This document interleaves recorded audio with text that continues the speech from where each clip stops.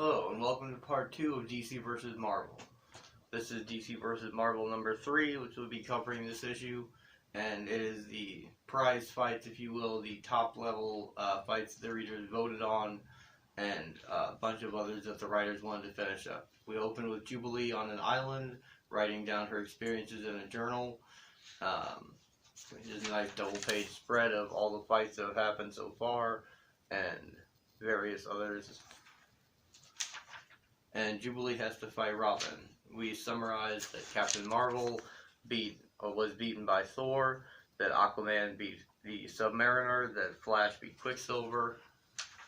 Here's Bibbo with his tote board, where they're taking bets at the Ace of Clubs in Metropolis, and Jubilee and Robyn just hanging out in her bedroom.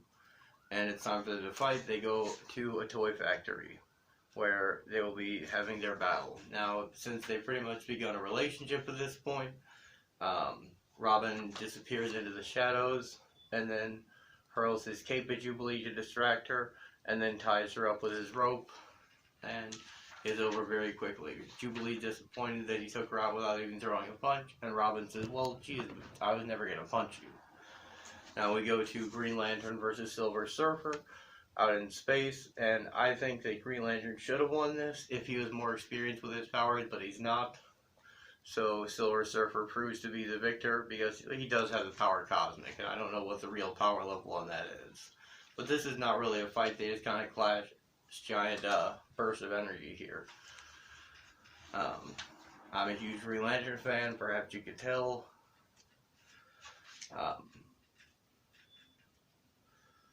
But these are just the ancillary fights that the writers wanted to wrap up before getting into the ones the readers voted on, which would be the real determination of the contest. Here we have Catwoman versus Electra, and I'll hand it to her. Electra absolutely deserves to win this fight, because Electra is a master assassin, and Catwoman is just a thief with some fighting skills. Oh, the lighting's not working as well this time. But Electra wins that pretty handily. Now we're on to back to the alleyway with the bum, and the box is exploding with light, and the bum passes on his power to Axel Asher, who becomes Access, and now he is a gateway between worlds, a living portal, if you will, and it's his job to keep everyone in their proper universes. And he'll be important for the end of the story as well as the later sequel series. Now here we have Wolverine versus Lobo.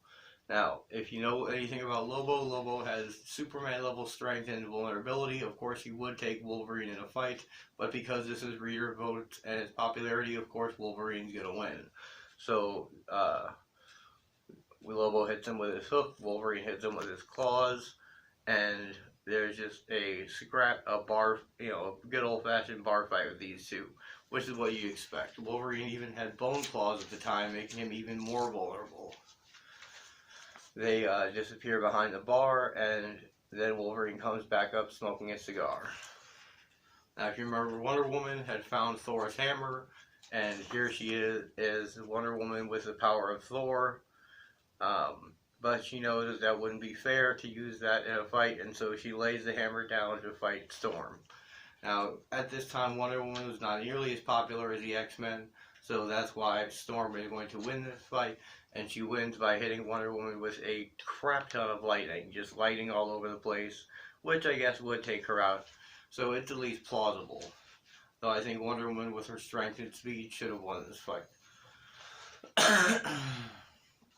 Superboy and SpiderMan are next, and they dodge and jump around each other and punch, and Spider-Man is able to, well, first Spider-Man finds out that Superboy is a clone. This is during Spider-Man's clone saga, and he's very shocked by this.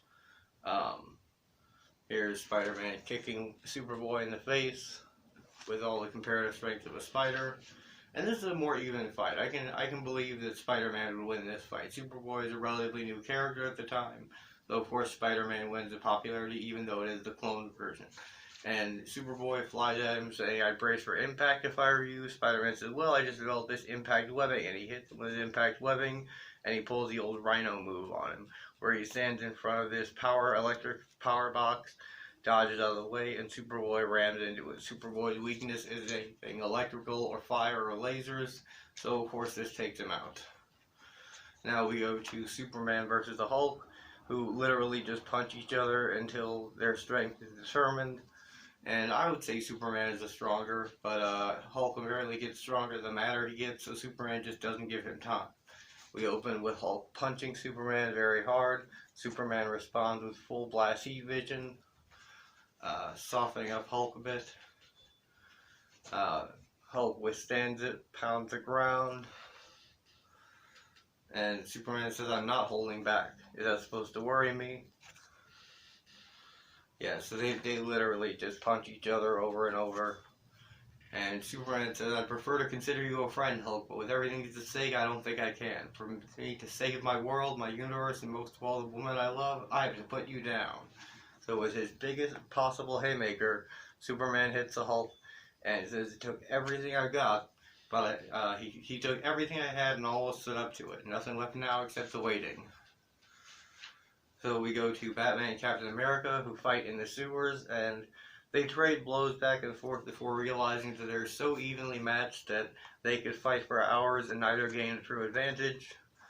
And so they decide what we really have to do is pool our brains, our resources, and figure out a way out of this to outsmart the brothers, so that both universes aren't destroyed.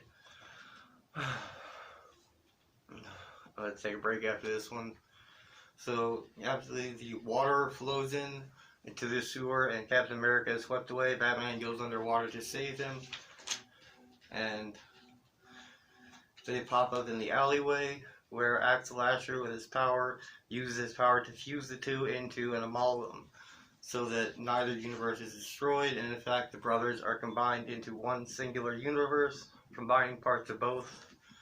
And we have the amalgam age of comics. You see Super Soldier and Dark Claw and Doctor Strange Fate and Spider-Boy, and in the back Dr. Doomsday, and I'll have to cover that in another video because I have to go right now. I'm sorry. There will be another one very shortly. Part 3-2.